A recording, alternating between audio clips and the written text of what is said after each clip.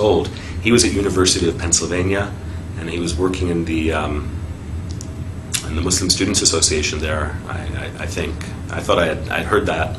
And so I asked him if he could send me some literature that might, you know, give an introduction to Islam, and also, you know, the life and the requirements, I guess, of a Muslim. And he sent me a book or two, and one book in particular, Islam in Focus. I can't remember the author's name right now, but this book provided a very good introduction, not only to basic beliefs, but also to the 5 pillars of Islam. And I learned how to make salat. I learned how to pronounce the shahada. I learned how to make my wudu. All of these things from that book. And I started praying. I guess you could say I was a closet Muslim, because I was living in my parents' home at that time, and I would close the door and I would say my prayers. And even the first time that I ever fasted in the month of Ramadan, I did it completely on my own. I had no community.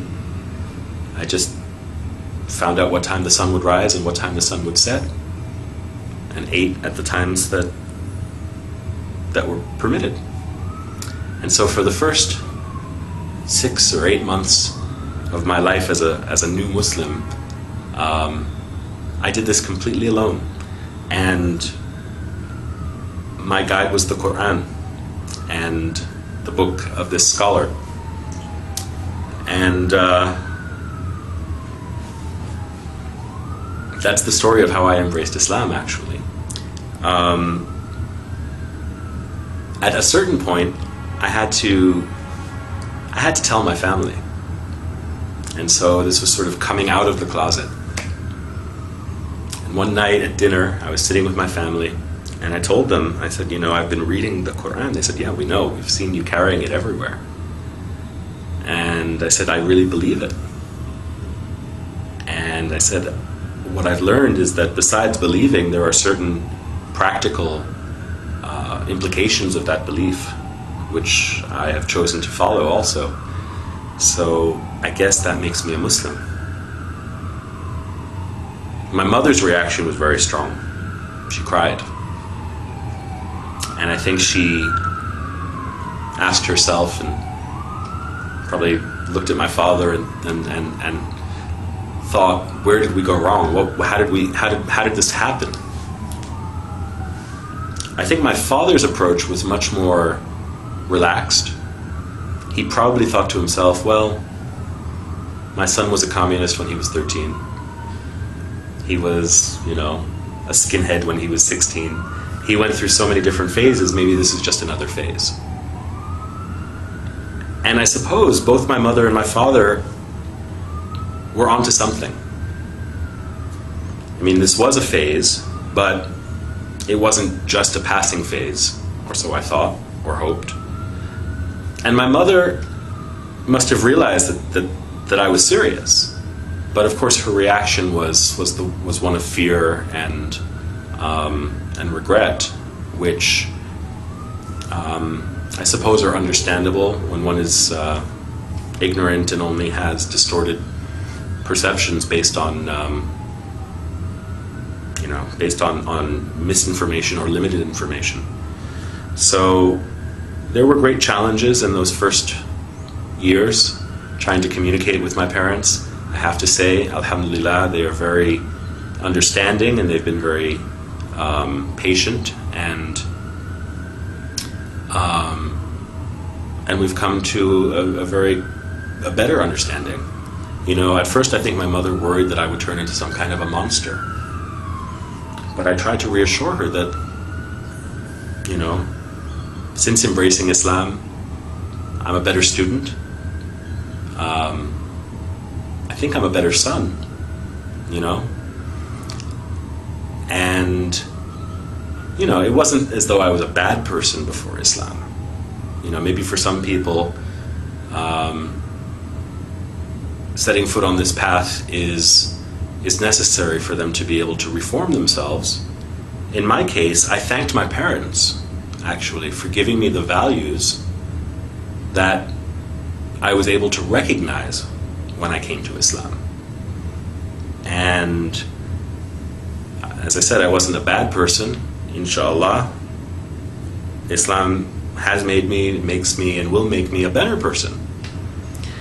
So, you know, everybody's path is different, how they get there, and even once they embrace Islam, everybody has a different way of understanding this path. For me, it has a lot to do with learning and knowledge. I think that the basic purpose of life, the basic purpose of Islam, is to gain knowledge.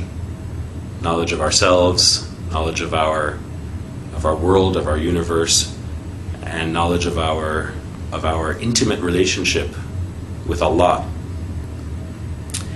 So this has propelled me into my career.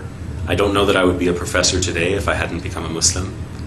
I'm not saying that everybody should be a professor, but for me it's been a long journey of learning and now teaching. Along the way I've gained a great respect and appreciation for other religions also, which I don't think I would have had I not had this grounding in Islam. And you know, I think that that's something that new Muslims should take to heart, is that, you know, when one becomes a Muslim, one doesn't become a different person. You know, Rasulullah sallallahu alaihi wasallam said that people bring to Islam what they had before. So even among his companions, there were people who had special talents or challenges, and these are ones that they would have to continue to work with or to work on after entering the path. So similarly, I think I can say that's true for me. There are many challenges, and you know, life continues to have its struggles. It just requires patience. For me, this is almost a 20-year journey, and only Allah knows how and where it will end. So my advice to new Muslims, or even to people who have been Muslim for a long time, is just to bear with patience and see what Allah will surprise you with. Not with fear, but with love and with hope. If there are non-Muslims who are hearing me today, I think you owe it to yourself to know as much as you can about the things in the world around you. Islam is certainly present in the world. It's almost unavoidable in the news and in the world around us. And if you don't know any Muslims, probably will at some point. I think it behooves all of us to know each other. So, you know, if you're curious, there are lots of resources out there. Yeah, if you're in Hawaii, give me a call. I'm at the University of Hawaii at Manoa in the religion department, so if I can be of any help, let me know. And even to those people who are from Muslim families or who are, you know, we can always increase in knowledge and in compassion and in love for each other. So it's that's my wish for all of you, and thank you for listening. With that, I say Assalamu alaikum wa rahmatullahi wa barakatuh.